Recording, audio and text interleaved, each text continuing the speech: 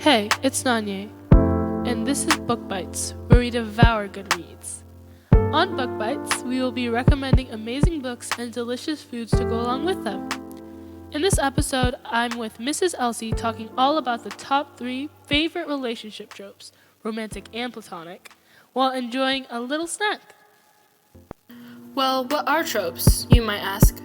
Well, tropes are themes, plot structures, or character traits that are commonly used in novels and TV series. Basically, they're like the starter pack for a writer. But not all tropes are romantic, though. There are many tropes for each genre. Some examples are like the dramatic reveal in mystery books. This is basically when the detective lays out the culprit scenes to the very tiniest detail. Reminds me most of Sherlock Holmes and how he deducts how the culprit did it.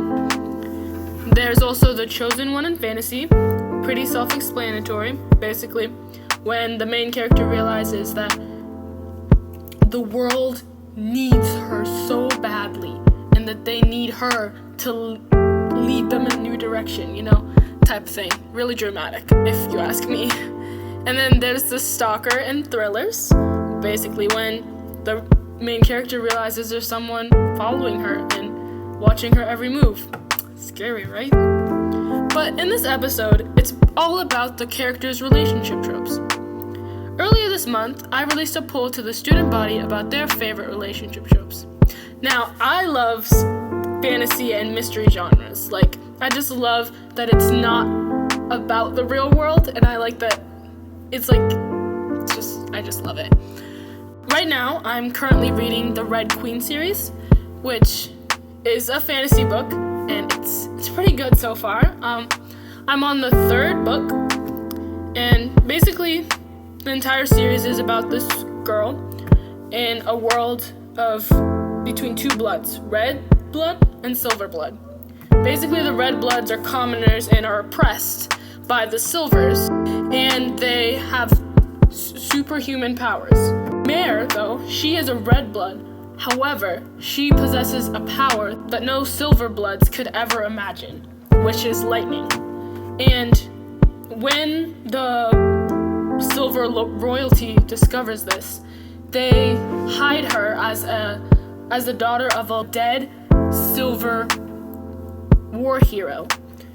And then she's thinking of joining this rebel group made up of red bloods, and it's just so dramatic, so many betrayals and twists and turns, and I like it. Yeah, right now the one thing I'm not loving right now is they split POVs, and the second girl in the POV is really I liked her as a side character because she was kind of the one that was opposing the main character who always thought she was right, so I enjoyed that. However, she's pretty dry in this thing, and she's basically just talking about what the true members of the Scarlet Guard are talking about. She's basically just relaying the information to us, and she always talks about how much she wants her to save her brother, and it's not hear your POV. That's just my thing. But yeah, that's what I'm currently reading right now. And in my books, I always need to have subplot romance. I love subplot romance so much. It just adds that little spice that it needs, you have someone you're fighting with that you love, but yes. But I need it in that way. You can't have too much of that spice, you can't make it the main point of the story. That's why I don't read a lot of romance books, though I do love romance. I just don't read a lot of it because it's mostly on the fact that they're in love. But yeah, there's my favorite tropes are enemies to lovers. You gotta love some good enemies to lovers, and especially when they give each other second chances, when enemies to lovers and then they're enemies again, and then they come back to each other, that just warms my heart. Obviously, it's not toxic, but like, I just like that so much. And then, yeah, like I said, I love a good second chance trope.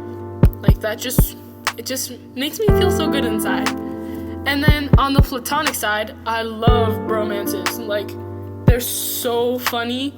And like, just seeing guys being like, yo, what up, bro? Or like, just random crap like that. It's just so funny. And then I also love some good partners in crime. I think we all need a friendship that's like, oh, he did this to you? Huh. Do you want to go over to his house right now? We're like, oh yeah. And then they just run off and be partners in crime. Like, I just love that, and I'd love to have that in my life as well. But enough about me. I have an even more passionate reader here with me today. She's a resident librarian at the high school and is in charge of all things Makerspace. Thank you, Mrs. Elsey, for coming on the show. Thanks for having me. First off, how's your day going? Pretty good. You walked in and saw the massive piles of books sitting around me. So while I'd say it was a good day, I was busy doing the cataloging piece, the boring, I guess, piece of my job. Oh, yeah. How long have you been working here at the high school? This is my 4th year, and I had to go back and count because I feel like some of those COVID years kind of blend together. Oh, yeah. But it's my 4th year here. Wow, that's awesome. What's your favorite part working in like the makerspace part of the library? I really like the interactions that I have with all of the students. So I feel like being in the makerspace, I kind of get to do all the fun things and have all the fun interactions with everybody. And we're starting to schedule more classes in there, so I feel like I have more interactions with more students. So it's been really nice since I've been here full-time instead of split between 2 buildings. Yeah, hopefully I'll be able to go to the makerspace more. It seems so much fun. Yeah, I hope so. So tell me a little bit about yourself as a reader. How many books have you read this year? It is so funny that you should ask me that because I was really proud of myself. I set my goal for 35 books this year, and I just met my goal. So I'm at 35.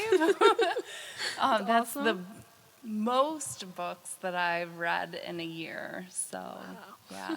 I as far as genres go, I kind of bounce all over the place. So I like romance and fantasy and dystopian and lately it's been like suspense, mystery, and I still dabble, like a little bit of romance in them is kind of like my, so. Oh my goodness, same, yeah. Like I like having fantasy and mystery type books, and then with a little subplot romance, like that's my little niche right there, yeah. What has been your latest favorite read? Oh, goodness. I read through a couple series, and it takes a little while. Like, oftentimes I abandon a book after the first one, even if it is a series. So I feel like I know that it's a good series if I read more than one book in the series. Yeah. So this year I read The Wrath and the Dawn, and I really liked that one. And some of the American Royals. So those are, and I always go back to Kira Cass. So she did the Selection series and 1,000 Heartbeats. Okay. Yeah. So she seems to be an author that I keep gravitating towards. So whenever she comes out with something new, I have to read it. And that was a this year read. So. Wow, that's cool. I need to add that to my long list. What are some icks that you have when you're reading books? I think because I gravitate towards, romance. So toxic relationships are like a big ick for me, especially if they romanticize them. That's a huge negative for me. I will abandon that book right off the bat. And then, like I said, I get frustrated when it's a really great first book in a series and they like try to keep it going. And I'm like, it was fine. Just leave it as one book in the series. Oh yeah, so many of like the new like modern fantasy books are all series, and it's kind of just like, Please, just have a little standalone for once. And I don't think I have the attention span sometimes because, like you mentioned, like I have a to-be-read pile that is a mile deep. And so I like to bounce around to the different genres. So if I have to invest too much time in it, that's Nick. Yeah. Oh. And what's been your favorite memory reading? I always go back to, and this is going to date me, but that's okay, the Harry Potter books, because I was reading Harry Potter like as they were coming out book by book. Yes. So that to me, like I remember going to Walmart, like having my parents drive me to Walmart at midnight when the next book was going to come out and spending the entire day reading one entire book just to have to wait like a couple years or a year for the next one to come out. And that to me, I feel like I haven't had that excitement and that build up for a book series since then, but it definitely started my love for reading. That's amazing. Yeah, no, there's this one like trilogy that I read. It was Children of Virtue and Vengeance. I think that's like the second book. Oh, what is it? Children of Blood and Bone. That's the and first Bone, one. yep. Yeah. And they still haven't came out with the third book, and the second book's on a cliffhanger, and it's been like killing me. But I read a trilogy, well, what I thought was a trilogy this year, and the third one ended on a cliffhanger, and I was like, what? I thought hold on. I thought this was only a 3-book series, just to find out that she's going to be coming out with a 4th book next year. So I am anticipating that book. Oh, yeah, that's awesome. Before I announce our top 3, it's time for the recipe of the day.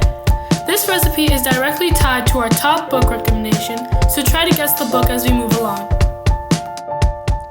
Our recipe for the day is char sao bao. Char sao bao means barbecued pork bun. It's a marinated pork filling with a fluffy dough on the outside. This could either be steamed or baked. Along with this recipe, there's a little legend. Legend has it that the military strategist, Zhuge Liang, invented mantao, which is basically a steamed dumpling with no filling, to trick a deity of a river. You see, the river deity demanded the heads of 50 of his men as an offering, yikes, so that they could be able to cross the river safely.